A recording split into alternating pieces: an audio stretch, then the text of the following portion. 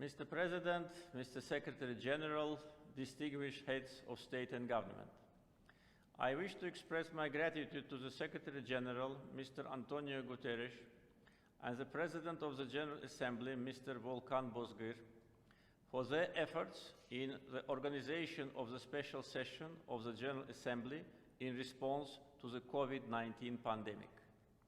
I convey my gratitude to all member states that have supported the initiative to hold the special session.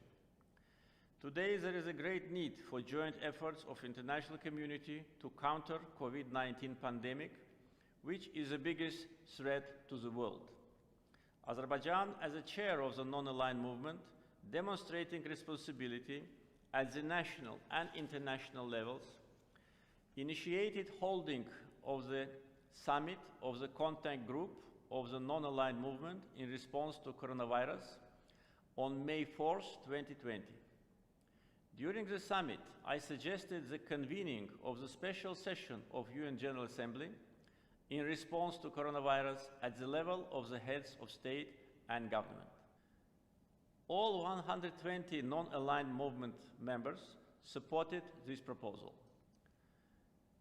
It reaffirmed their commitment to Bandung principles, movement's values, multilateralism, and international solidarity. Overall, more than 150 UN member states supported this initiative. Azerbaijan has taken timely and necessary preventive measures to stop the spread of the virus. We have taken adequate actions in response to the emerging situation with regard to COVID-19. Today, the coronavirus patients are undergoing treatment in 46 state hospitals across the country. We had 6 functional laboratories when the pandemic has started. Currently, we have more than 40 operational laboratories. The government has released the social, economic, and financial support package worth over $2.5 billion to counter the negative impact of the pandemic. The social support measures cover nearly 5 million people, which is half of the country's population. Funding for the fight against the pandemic was provided only from domestic sources, without any external financial support. Now the world faces a new wave of pandemic. Since the outbreak of pandemic, Azerbaijan in close contact with the World Health Organization. We are grateful for its valuable recommendations and sending its specialists in the early days of the pandemic.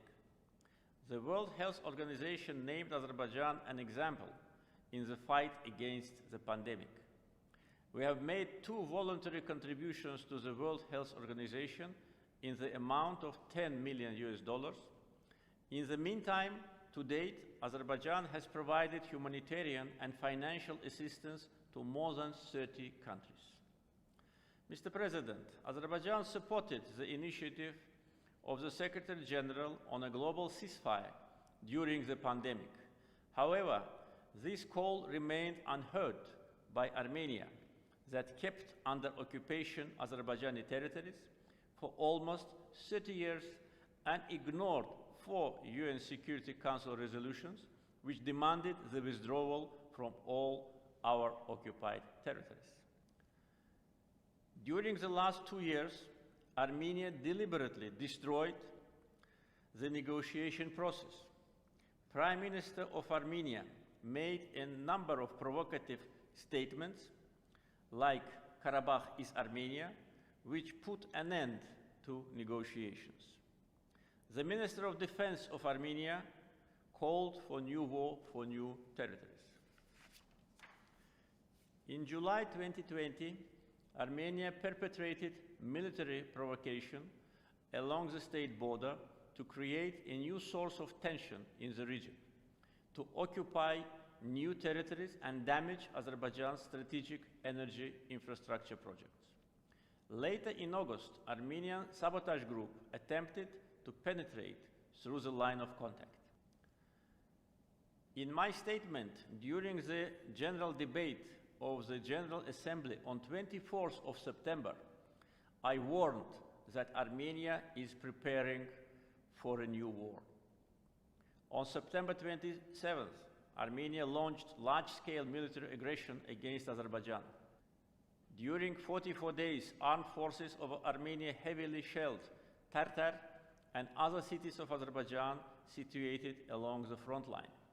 Armenia fired ballistic missiles against Ganja, Barda, Mingechevir, Kabala, Siazan, and other cities which are far away from the front line.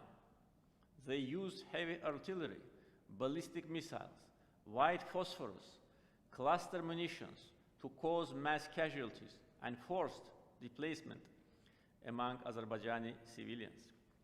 94 civilians, including 11 children, were killed, more than 400 wounded. Azerbaijani army responded adequately and defended its citizens and territory and launched successful counterattack operation which resulted in liberation of the large part of our occupied territories. Military victory of Azerbaijan during the military operations forced aggressor to surrender and led to signing the trilateral statement of the presidents of Azerbaijan and Russia and Armenia's prime minister on November 10th, which provided liberation of other occupied territories.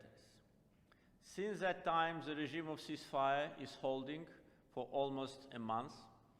Turkey and Russia play an important role in ensuring ceasefire through joint ceasefire monitoring center. Thus, Armenia-Azerbaijan Nagorno-Karabakh conflict was resolved by military political means.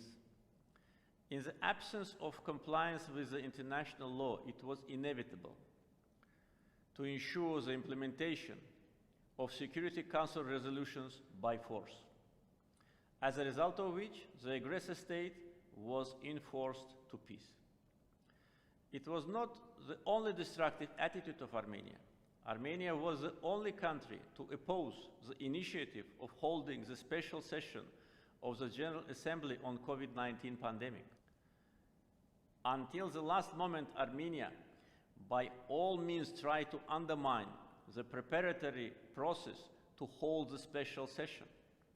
Armenia objected to this initiative simply because it has been launched by Azerbaijan. I believe the special session will contribute to the global fight against pandemic and will make us more united around our common goals. Thank you.